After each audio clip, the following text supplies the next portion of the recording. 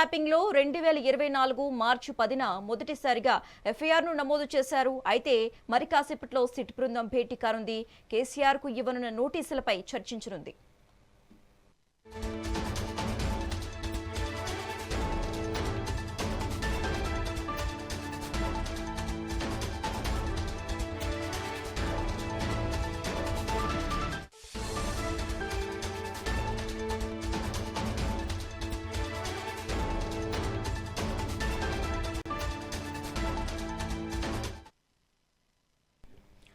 Phone tapping కేసులో కీలక పరిణామం చోటు చేసుకుంది. కేసీఆర్ కు సిట్ అధికారులు నోటీసులు ఇవ్వనున్నారు. ఈ మేరకు బంజారాహిల్స్ లోని నందీనగర్ కు వెళ్లి కేసీఆర్ నివాసంలో నోటీసులు అందించనున్నారు. రేపు ఫామ్ హౌస్ లోనే కేసీఆర్ ను సిట్ విచారించనున్నట్లుగా తెలుస్తోంది. ఇక ఇప్పటికీ ఈ వ్యవహారంలో కేటీఆర్, హరీష్, సంతోష్ రావులను సిట్ అధికారులు విచారించారు. ఇక మాజీ సీఎం కేసీఆర్ కు ఇవాళ సాయంత్రం నోటీసులు ఇచ్చే అవకాశం ఉంది. ఫోన్ ట్యాపింగ్ లో 2024 మార్చి 10న మొదటిసారిగా ఎఫ్ఐఆర్ ను నమోదు చేశారు. అయితే మరి కాసేపట్లో సిట్ బృందం భేటీ కానుంది. కేసీఆర్ కు ఇవ్వనున్న నోటీసులపై చర్చించనుంది.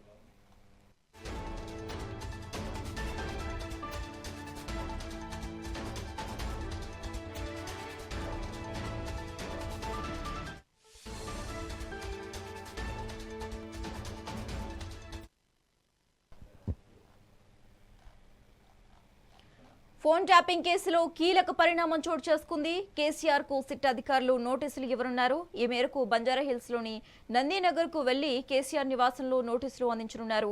రేపు ఫామ్ హౌస్ లోని కేసీఆర్ ను సిట్ విచారించనున్నట్లు తెలుస్తోంది.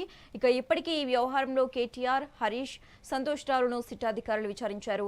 ఇక మాజీ సీఎం కేసీఆర్ కు ఇవాళ సాయంత్రం నోటీసులు ఇచ్చే అవకాశం ఉన్నట్లుగా తెలుస్తోంది. ఫోన్ ట్యాపింగ్ లో 2024 మార్చి 10న మొదటిసారిగా ఎఫ్ఐఆర్ ను నమోదు చేశారు. అయితే మరి కాసేపట్లో సిట్ బృందం భేటీ కానుంది. కేసీఆర్ కు ఇవ్వనున్న నోటీసులపై చర్చించనుంది. ఇక ఇదే అంశానికి సంబంధించి మరింత సమాచారం మా ప్రతినిధి మల్లారెడ్డి ఫోన్ ద్వారా అందిస్తారు. మల్లారెడ్డి, చెప్పండి, ఈ విచారణకు కేసీఆర్ హాజరవుతారంటారా? దీనికి సంబంధించి డీటెయిల్స్ ఇవ్వండి. గుణపర్ణం శశిరేఖ రాష్ట్రంలోనే పెళ్లి సంచలనం సృష్టించిన ఫోన్ ట్యాపింగ్ వ్యవహారంలో ఒక కీలక పరిణామం చోటు అనుకోవచ్చు.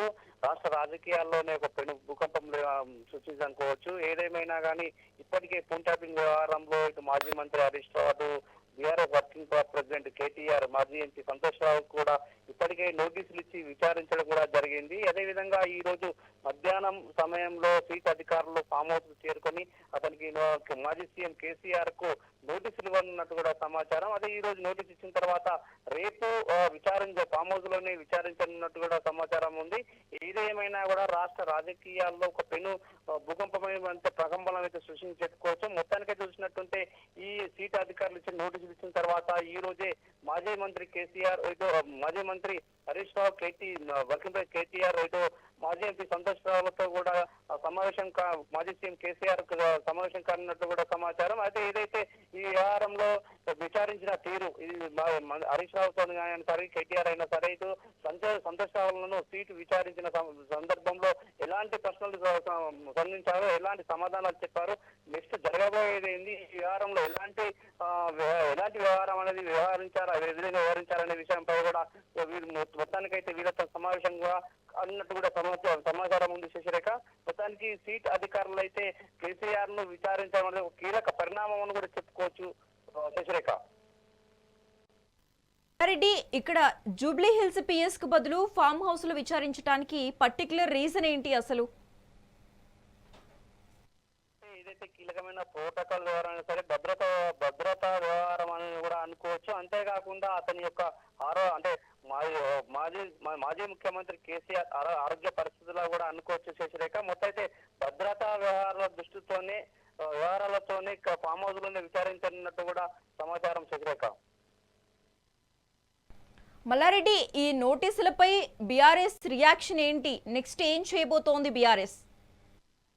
ఏది ఏమైనా కూడా కీలక పరిణామం. జూబ్లీహిల్స్ ఎలక్షన్ టైంలో అదే విధంగా ప్రభుత్వం అదే విధంగా వివరించారు. ఇప్పుడు కూడా మున్సిపల్ ఎలక్షన్ల సందర్భంలోనే ఇలాంటి బీఆర్ఎస్ పార్టీని ఇరుకున పెట్టే విధంగా, బీఆర్ఎస్ నాయకులను ఒక అభద్రతా భావంలో నెట్టే విధంగా ఉందని చెప్పేసి బీఆర్ఎస్ నాయకులు అయితే చర్చించుకుంటున్నారు. నెక్స్ట్ ఏదైనా సరే ప్రభుత్వం యొక్క వ్యతిరేక విధానాలను తీసుకెళ్లి ఎన్ని ఆటంకాలు ఎదురైనా కూడా, ఏదైనా కూడా మున్సిపల్ ఎలక్షన్ లో మనం విజయం సాధించాలని ఉద్దేశపూర్వకంగానే వీళ్ళు కేసులు పెడుతున్నట్టుగా ఇట్లా సీట్ విచారణను నోటీసులు ఇస్తున్నట్టుగా కూడా చర్చించుకుంటున్నారు. ఇప్పటికే మాజీ ముఖ్యమంత్రి కేసీఆర్ కీలకమైన నేతలతో భేటీ కూడా అయ్యారు. మున్సిపల్ ఎలక్షన్ లో విజయం సాధించాలి, ప్రభుత్వ వ్యతిరేక విధానం తీసుకెళ్లి ప్రజాక్షేత్రంలోనే చూసుకోవాలని చెప్పేసి, ఏదైనా చూసుకోవాలని చెప్పేసి కూడా దిశానిర్దేశం చేసినట్టు కూడా సమాచారం. Shashirekha, thanks for the updates Mallareddy.